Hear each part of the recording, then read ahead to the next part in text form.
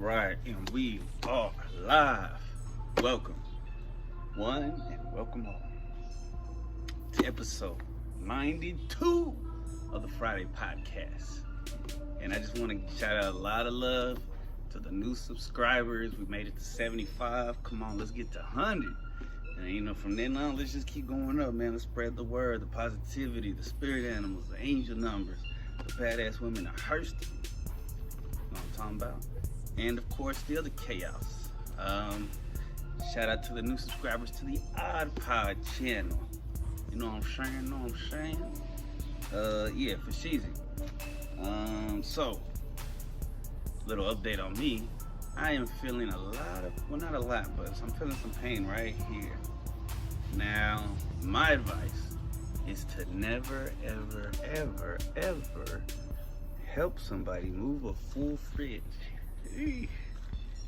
Yo, I went down to try to get it from crashing down to try to help, but I did something wrong, and this popped, and I freaked out. I was like, oh, this doesn't feel right. Something doesn't feel right. And then I started getting I started freaking myself out, and I got lightheaded, and I was like, what if I broke a rib? And I asked my mom to take me to the hospital. So we went to the ER.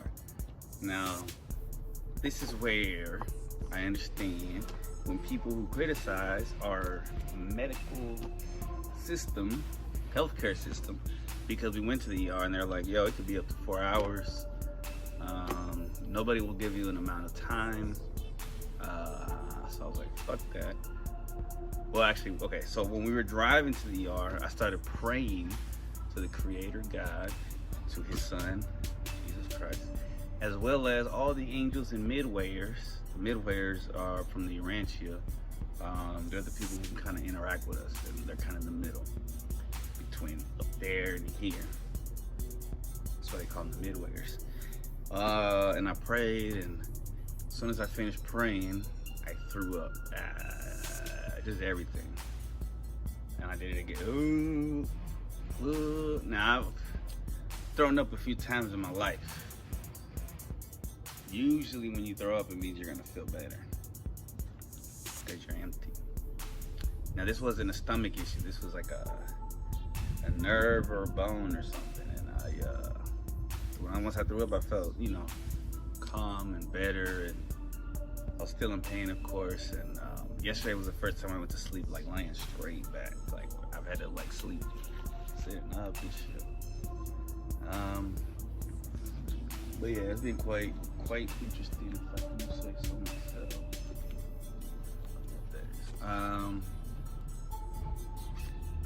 So I went to my sister and my mom's chiropractor. She's a holistic chiropractor, and she's pretty cool. Talk about those pressure points and stuff. I don't know. Seemed pretty interesting to me, but maybe I'll advertise them later once I get all my pain gone. But it's it's not free, so they want me to go back on Monday, but I can't even do that until I get paid again. So oof. But I did see my X-ray. Luckily, nothing's broken. So there's a little bit of curvature in my back, but it's not too bad. But I need to focus on that, obviously. So quite an experience, my friends. Now look at this nerd shit right here.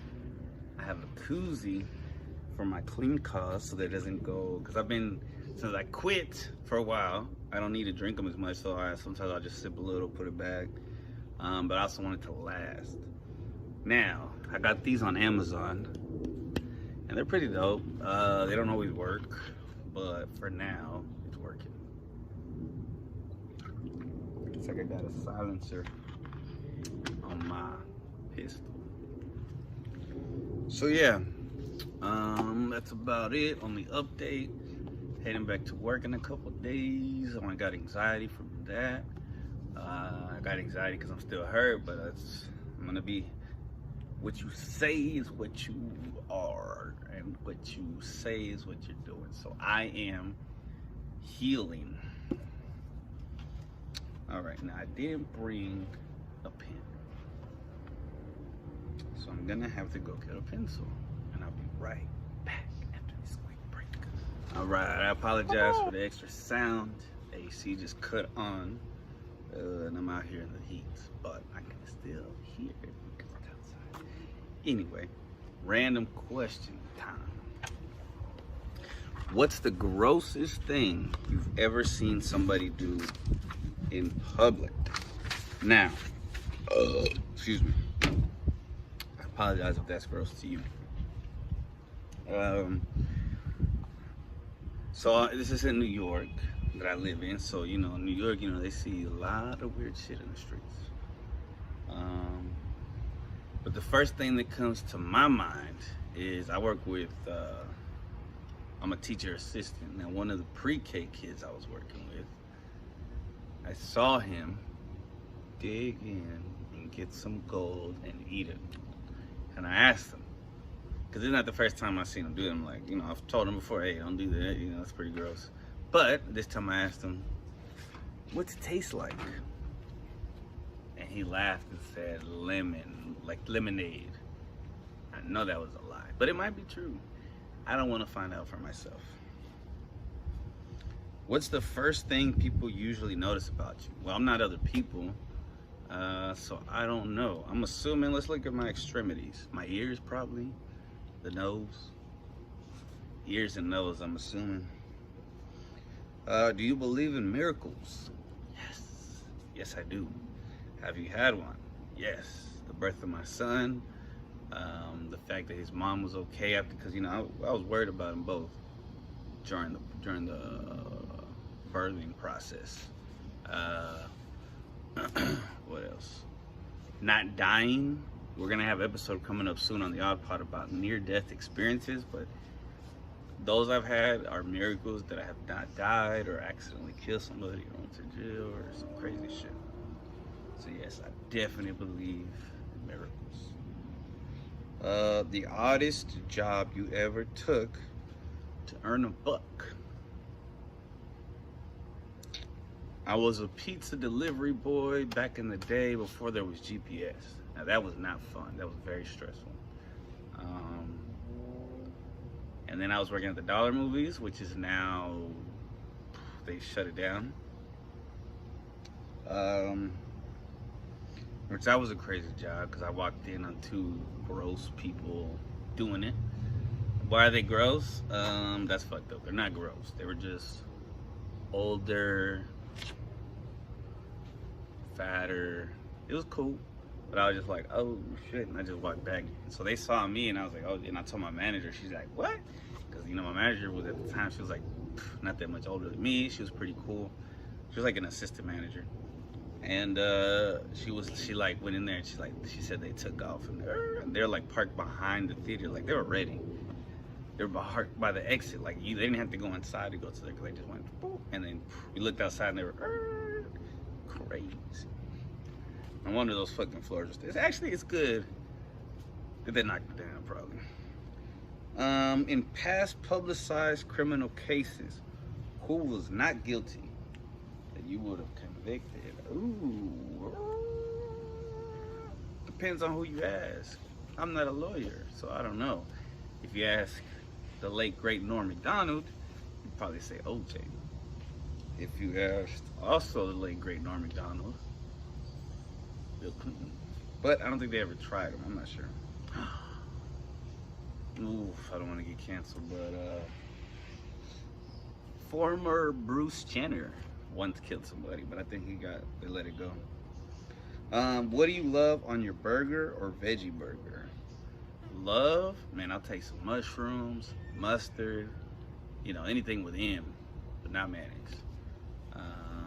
That's pretty much it. No, lettuce, tomatoes, I'll take some onions, pickles, you know what it is, maybe a little ketchup.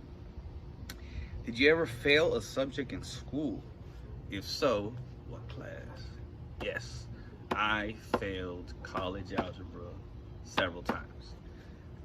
Finally, I passed it, and I feel like the only reason I did was because of this app called math help or something. I don't know what the fuck it was. Thank God for technology. What is something constant in your life? Ooh. Constant anxiety. Nah. Constant. Yeah, anxiety is kind of a constant. Have you ever conducted an experiment that went awry? If so, what? An experiment that went... Yeah, one time I experimented with cocaine. And that went awry. I also experimented on Xanax bars. That went awry. Name your alter ego. Who's Chaos? Formerly known as Little X, aka Kane. Too many names. Where's somewhere you really want to visit, but you worry you won't eat the food? Anywhere. No, somewhere I want to visit, but I'm worried I won't eat the food. I mean, I eat almost anything, but I'll be scared to eat some like wild seafood in certain places. What benefits do you think employees should get that most companies don't offer? A time in the day, like they do in Spain and some parts of Mexico, to have a rest, a siesta, more than just a lunch break. If you were on the run from law enforcement, what country would you flee to? You doing that with your mouth, girl? You get something in your mouth? You catch something? There's something on that other side of that fence that they're keep going for. I think they're working on my car. I don't know what's happening. So much is happening. I only know people in one country, so I'm gonna say Australia. No, just kidding. What is the biggest challenge kids face today? The destructiveness of social media. They're facing that, and then like the adult film industry is like attacking kids left and right in the music videos and in everything. It's a threat. Have you ever taken part in a parade? If so, why and what did you do? Not this guy. I don't do parades. I rain on parades. Nah, just kidding. I don't know. I've seen parades. I've never been in one. Be right back. All right, for the next. Saw this angel number a couple times since I looked it up. I think I prequeled it last time. 711. Angelnumber.org says that the angel number 711 is a warning and advice from the universe and your guardian angels to pay attention to your thoughts, beliefs, and expectations. You are aware how dangerous, negative, and destructive thoughts and feelings can be. This angel number calls you to get rid of all negativity and fear from your life. So that's what I was talking about earlier. RyanHart.org says that 711 symbolizes our need for God to guide us along the right path. When we are on our own, it is easy to feel lost or overwhelmed. These feelings of uncertainty can make you feel hopeless, wondering which direction to turn. You might even wonder why God has not revealed his purpose for you yet. 711 from TrustedPsychicMediums.com combines the vibrations and energies of the number 7 and the number 1. It's a powerful message from the spiritual and angelic realms. It relates to moving forward, starting over, and pursuing goals and ambitions. It's about instinct, initiative, inspiration, and change. It symbolizes tenacity, assertiveness, and leadership. The secret of the tarot.com says that 711 relates to your thoughts and feelings. Try to remember your thoughts and emotions when you encounter this sign. You will realize that your divine guides are providing you with the answers to the situations in your life. It is a sign that the universe is working with you so that you can live your life to the fullest. Sunsigns.org says that 711 comprises number 7, number 1, number 11, and number 71. Happiness is fondly associated with 711. The angel numbers encourage you today to choose to be happy. Focus on associating yourself with activities that make you happy. Whether you have ready finances or not, this is achievable. Angelnumber.com says 7-Eleven has both spiritual and practical meanings.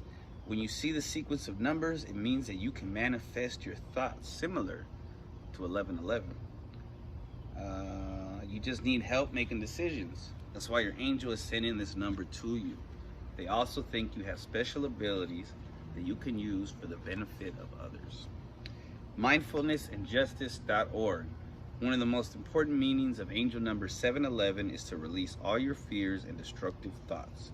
If you think about it, you realize these opinions and beliefs are acquired due to a negative experience in the past. But it is time to move on with your life. You have learned your lesson and are ready to move forward. All right. This week's spirit animal is also a dream interpretation. And I got the inspiration from my sister, who said she's had these dreams a couple times. Shout out to Yvette. And it's dreaming about a goldfish. Okay. So mydreamsymbolism.com says, your goldfish can represent a new image you will form of yourself or a possible problem that you may have when it comes to accepting some of your emotions, either positive or negative. Also, this dream can have significance related to religious beliefs. You are a believing person, but something is making you change your attitude about religion. DreamChrist.com says that dreaming of seeing a goldfish is a sign of a calm season, freedom, and harmony for your life. This dream also symbolizes during the transition phase, because fish are creatures that move from one place to another. Every detail of your dream adds a far more specific meaning, which allows you to understand the message from the subconscious clearly. ALOdreams.com says that goldfish in a dream is a sign of peace, serenity, luck, blessing, and a satisfied and promising future. In negative connotations, dreams about goldfish symbolize your procrastinating nature, lack of resilient attitude, and possible unwillingness to acknowledge problems in life. Symbolic of vulnerability. Dreamant, DREAMEANT.com says that seeing goldfish in a dream indicates a colorful life. It indicates that you will always be a loved and appreciated person by your environment. This dream indicates that you will be in fun and beautiful environments, and there will always be moral people around you. SpiritAnimalDreams.com says that the goldfish motive in dreams indicates good things that you can expect to see in the future. This dream encourages the dreamer to focus on elevating their lives. It lays emphasis on possibilities as opposed to impossibilities. Dreaming of goldfish encourages the dreamer to work on their abilities. Bloop, bloop, bloop, bloop, bloop, bloop, bloop. Bloop, bloop. All right, moving on. Anxiety news with Christopher Chaos. Ta-da! Okay, so from SciTechDaily.com. Scientists find strong magnetic fields can relieve anxiety and depression. So this is by the Chinese Academy of Sciences on July 31st, 2022. Scientists recently conducted a series of studies to test the biosafety, excuse me, very unprofessional of myself. Come on, Christopher, get it together. Effects of 33.0 Tesla high static magnetic fields, SMF, using the self-designed biological research platform of Steady High Magnetic Field Facility, SMF. The experiments were performed by Professor Zheng Zhang, I'm not reading that right, I'm sure, at the Hefei Institutes of Physical Science of the Chinese Academy of Sciences. They, for the first time, reported the biosafety of 30 Tesla level SMF and the neurobehavioral effects of 20 Tesla and 30 Tesla level SMF on healthy mice in the Journal of Magnetic Resonance Imaging and European Radiology. After exposure, all mice were routinely fed for 2 months. They always do these things on mice. I remember when I had to do a biology paper, and I did it on there was a test of GMOs causing cancer in rats and mice. I didn't do so great on the paper for some reason, but it was incredible. It's also been like debated, that paper. It was redacted, so I loved it. Except for a few metabolic and liver and hepatorenal function indicators affected by the magnetic field, the whole blood count and organ coefficient on histomorphology of main organs were not seriously affected. Most of the mice remain within the normal reference range. Most. Meanwhile, behavioral tests showed that high SMF alleviated anxiety and improved social and spatial memory in mice within 2 months of exposure. In addition, behavioral studies of healthy mice exposed to a blah blah blah magnetic field for 2 hours also found improved neurocognitive effects, which may be associated with increased calcium slash calmodulin dependent protein kinase 2 expression in the mouse hippocampus, somewhere in the brain. Zhang's group further found that 7 Tesla SMF could effectively relieve symptoms of depressed mice. How, my friends, do you know when a mouse is depressed? Is he putting on goth makeup? Did he just get a divorce? No, I'm just kidding. I'm sure they have ways of checking the vitals and shit and see if they're depressed or anxious or social. So I thought that was interesting. I mean, I don't know if I'd let them do that on me. I feel like the magnet, like it's like, it can help, but then like anything a little too much would fucking destroy you. Can you imagine like magnets like, ooh, sounds great. All right. Let me take another break and we'll be right back, my people. Represent. All right. We are back.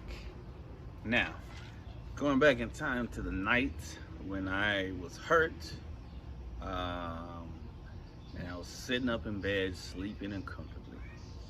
I had this dream, which I've had before, but this time, okay, so this dream, and I wonder if only people who have done this drug in their past have dreamed about it.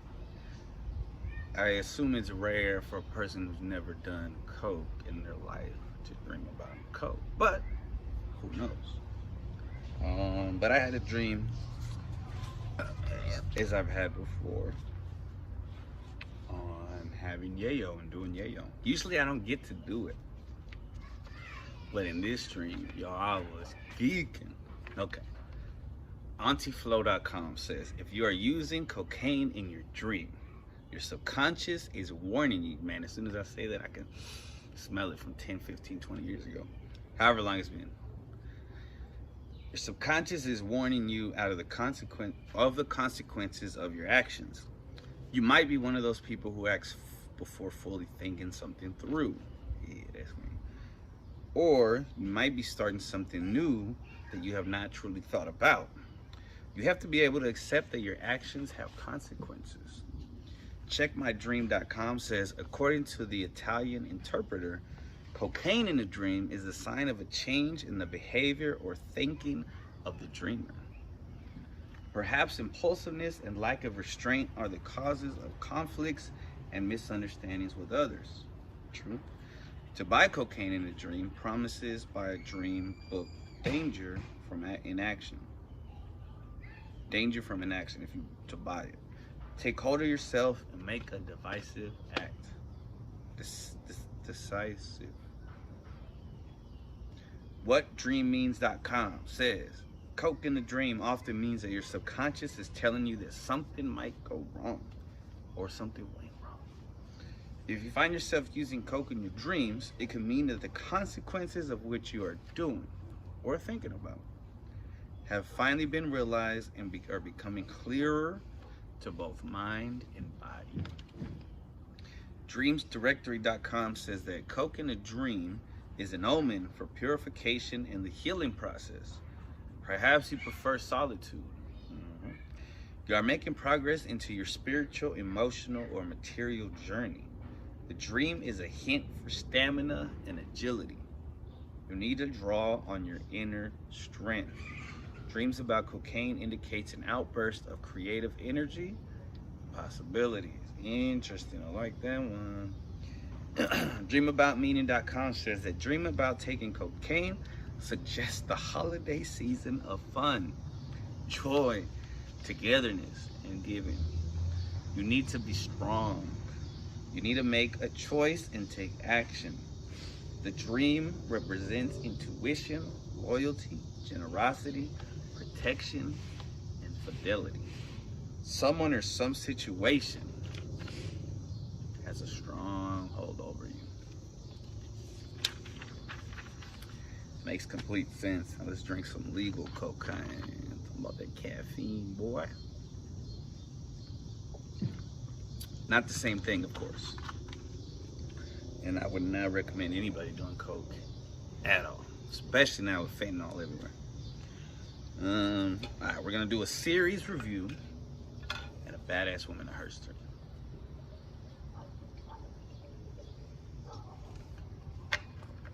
I didn't write any flows or do any art this past week. I mean, I've been injured, I've been chilling. So I don't know what I end the segment with, but we'll see. All right, so the series review is from the Teenage Mutant Ninja Turtles 2012 animated series. This show, now I wrote this down, is the greatest Ninja Turtle show ever, in my honest opinion, and this is why. It combines the lore of the comics, that's the Mirage and IDW runs, the 80s Fred Wolf cartoon, the movies, and the 4Kids 2003 series. Truly, the creators of the show loved all aspects of turtledom, as do I. They kept real to the OG cartoon, but also kept it dark and mysterious like the original comic books. A perfect mix of humor and action.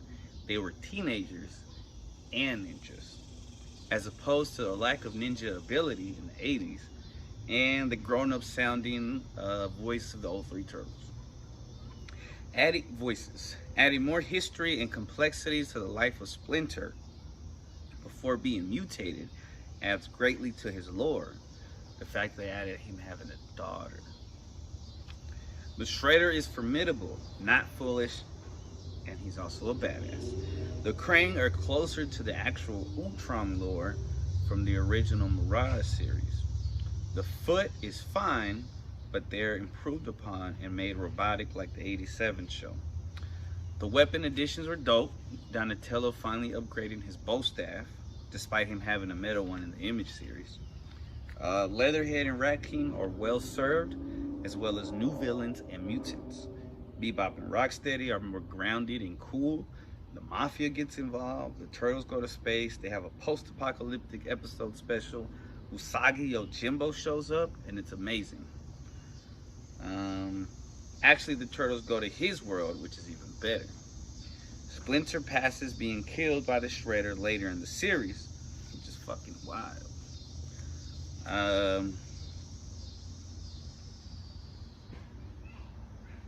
The show didn't get as dark as the 2003 series, i.e. Baxter Stockman. But it got pretty dark with his mutation becoming the Fly. Mutagen Man was dark. And Carvaxis, voiced by Mark Hamill, brought in another dimension, so that was cool. When the Turtles and Casey and April go to space and travel in time, fucking dope. What the fuck is that? Why is he up there? Y'all see that? You see the cat on the roof? Fiddler on the roof? There's something over there that you're trying to get.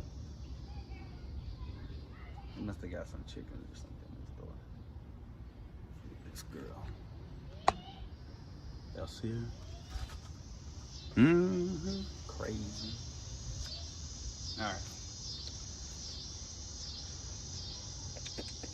So Savanti Romero, Renette, Fugitoid are all there. The Neutrinos are a weird rendition. But Bishop was awesome. Slash was fucking cool. The Mutanimals were cool, although the IDW Mutanimals and TMNT are my favorite. All over. You might laugh, cry, think, get lost in the action and absurdity, which is what makes the Ninja Turtles so awesome. Tripping, bro. So yeah, oh, Irma's in this one, and it's hilarious how they made her. Taka and Razar show up. Fish Face is cool, and seeing these turtles as babies on one episode was the cutest fucking thing in the world. You know, it was amazing. I liked the show even more than my son did. I think he got tired of watching it because I would watch it every Saturday when it came up new. And then I had the DVDs, but I sold them. For money, obviously, for college books and gas and shit, because I don't make that much money as a teacher assistant. For now. But yeah, they came out at a perfect time. I had just discovered the comic books, the IDW series. I was taking a history of comic books class at Eastfield College, so that was dope. And that's where I learned about the Ninja Turtles even being in comic books, which is fucking dope. Because I didn't know that as a kid. I was just like, oh, they just came from the cartoon, and that opened up a wormhole to me. And then the 2012 series came out, and it was like perfect. Especially that year, I was kind of depressed. 2012 was an interesting year, but for that show to come out, it was perfect. All right, moving on to the badass woman at her studio. Bridget Biddy Mason is famous for being the first African American woman to own land in Los Angeles, LA. The frontierswoman. But that pales in comparison to many of her other accomplishments. Biddy was born into slavery in Mississippi. In 1847, her owner, a newly converted Mormon named Robert Marion Smith, decided to strike out west like many other Americans.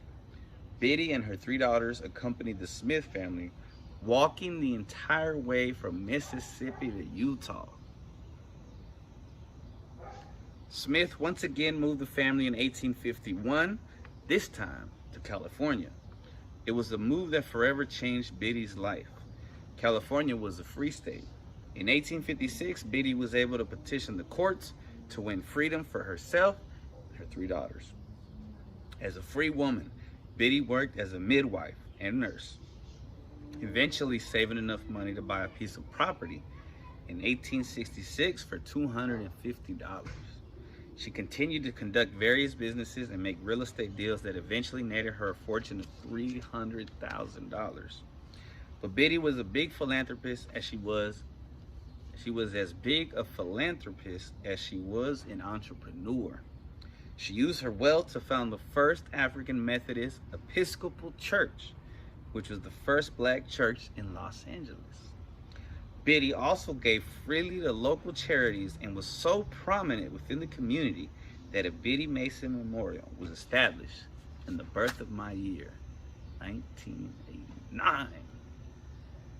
Shout out to Biddy, Bridget Mason. Shout out to all the frontierswomen. I think I'm gonna go down the list of all those fucking frontierswomen that really held it down in the West and you know, during that time period. Appreciate y'all for tuning in again.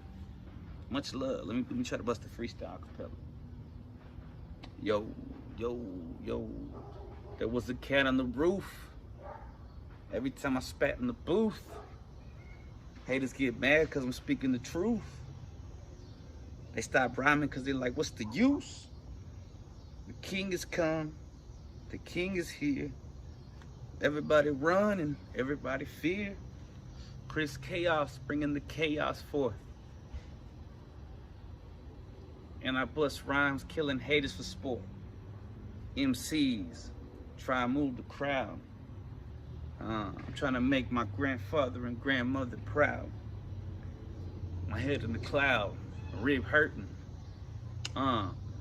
Career spurting. Haters lurking. Tears jerking. I'm going berserking like a fucking Viking. Man, I'm down to go hiking. Yeah, alright, man. Subscribe, like, share. I love y'all. Thank y'all for everything. Peace. See y'all next time. Shit. Missed.